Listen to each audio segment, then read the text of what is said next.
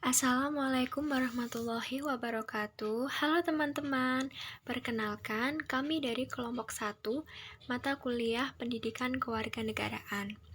Di sini kami akan mempresentasikan hasil dari diskusi kelompok kami.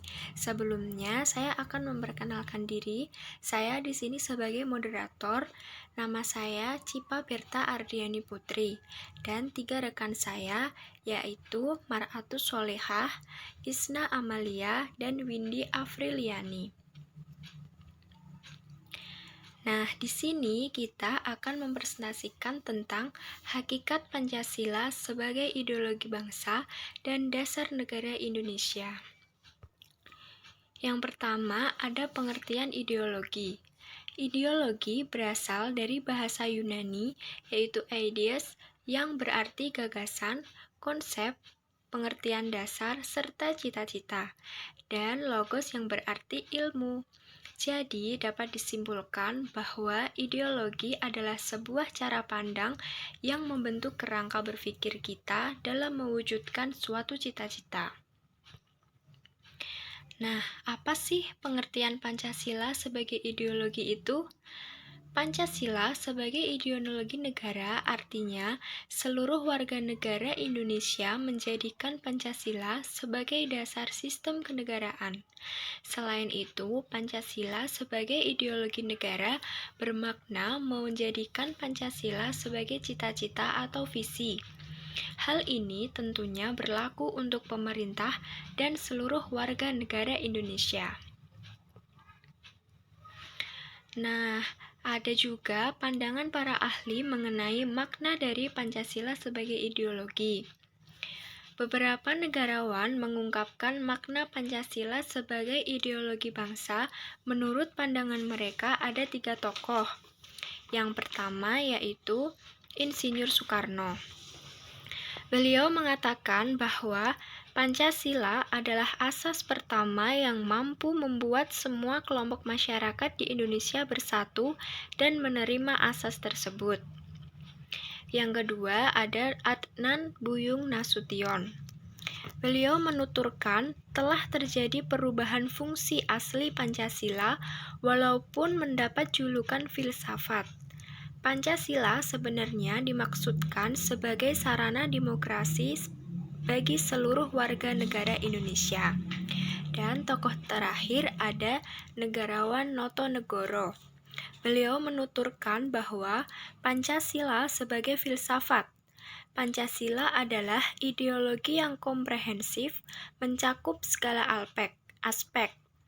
Hal tersebut menggambarkan bahwa Pancasila bersifat masif dan bisa diinterpretasikan dalam berbagai bentuk. Kemudian, ada fungsi Pancasila sebagai ideologi bangsa. Di sini ada 4 fungsi ya teman-teman. Yang pertama yaitu mempersatukan bangsa, memelihara, dan mengukuhkan persatuan serta kesatuan. Peran ini sangat penting karena sebagai masyarakat majemuk Indonesia sering terjadi perpecahan. Contohnya nih, seperti aksi demo mahasiswa beberapa hari yang lalu. Poin yang kedua yaitu membimbing dan mengarahkan bangsa menuju tujuannya.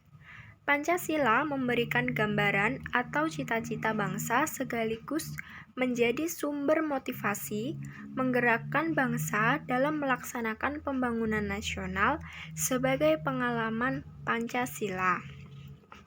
Yang ketiga, memberikan tekad untuk memelihara dan mengembangkan identitas bangsa.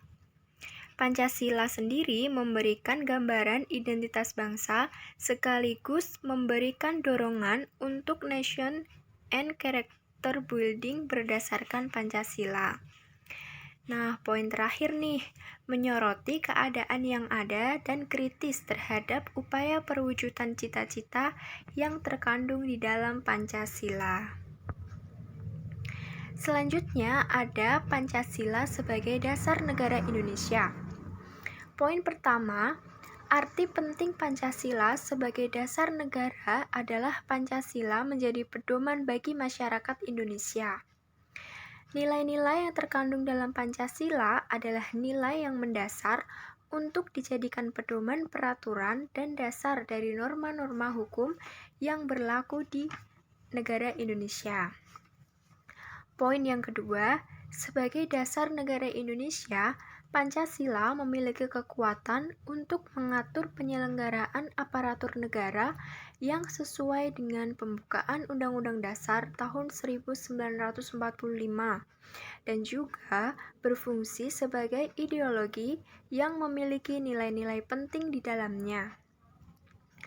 Poin terakhir, poin ketiga, Pancasila sebagai dasar negara berarti Pancasila dijadikan pedoman dalam bertingkah laku, dalam kehidupan bermasyarakat, berbangsa, dan bernegara.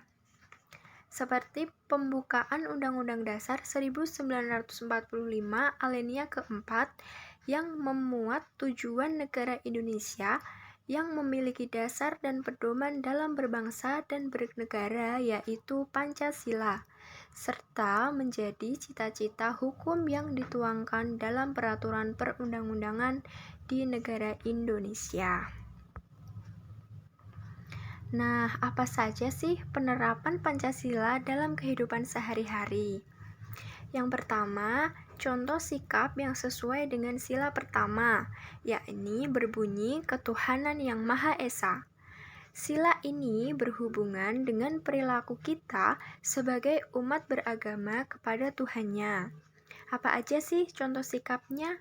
Di sini ada 4 contoh ya teman-teman. Yang pertama, percaya dan takwa kepada Tuhan Yang Maha Esa sesuai dengan ajaran agama yang dianut oleh masing-masing orang.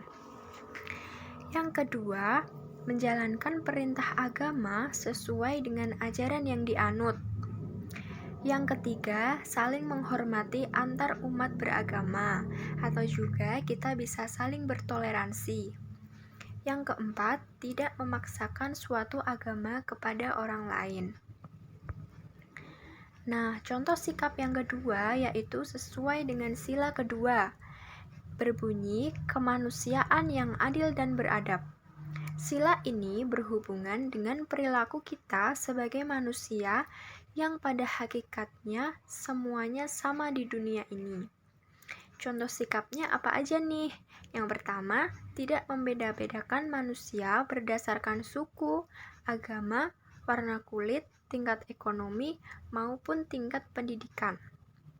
Yang kedua, menyadari bahwa kita diciptakan oleh Tuhan Yang Maha Esa. Yang ketiga, membela kebenaran dan keadilan. Yang keempat, menyadari bahwa kita mempunyai hak dan kewajiban yang sama. Dan yang terakhir, tidak melakukan diskriminatif.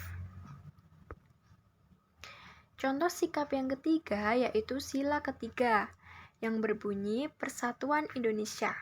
Sila ini berhubungan dengan perilaku kita sebagai warga negara Indonesia untuk bersatu membangun negeri ini. Contoh sikapnya ada 6 nih. Yang pertama, cinta pada tanah air dan bangsa. Yang kedua, menjaga nama baik bangsa dan negara. Yang ketiga, tidak membangga-banggakan bangsa lain dan merendahkan bangsa sendiri.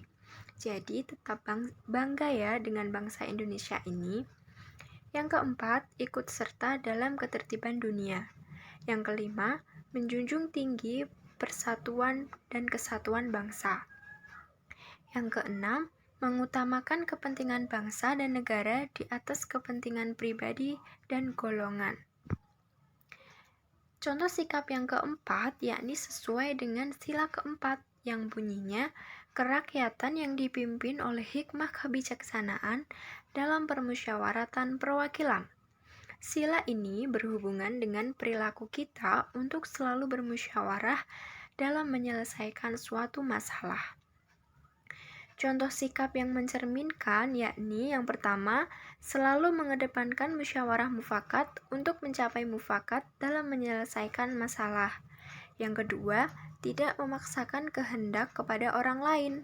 Yang ketiga, mengutamakan kepentingan masyarakat, bangsa, dan juga negara. Yang keempat, ikut serta dalam pemilihan umum. Nah, contoh sikap yang terakhir nih sesuai dengan sila kelima, yang berbunyi keadilan sosial bagi seluruh rakyat Indonesia. Sila ini berhubungan dengan perilaku kita dalam bersikap adil kepada semua orang. Contoh sikap yang mencerminkan sila tersebut antara lain yang pertama, berusaha menolong orang lain sesuai dengan kemampuan kita. Yang kedua, menghargai hasil karya orang lain. Yang ketiga, tidak mengintimidasi orang dengan hak milik kita. Yang keempat, menjunjung tinggi nilai kekeluargaan. Yang kelima, menghormati hak dan kewajiban orang lain. Nah, itu dia penjelasan presentasi dari kelompok kami. Semoga dapat bermanfaat. Kurang lebihnya kami mohon maaf ya. Terima kasih. Wassalamualaikum warahmatullahi wabarakatuh.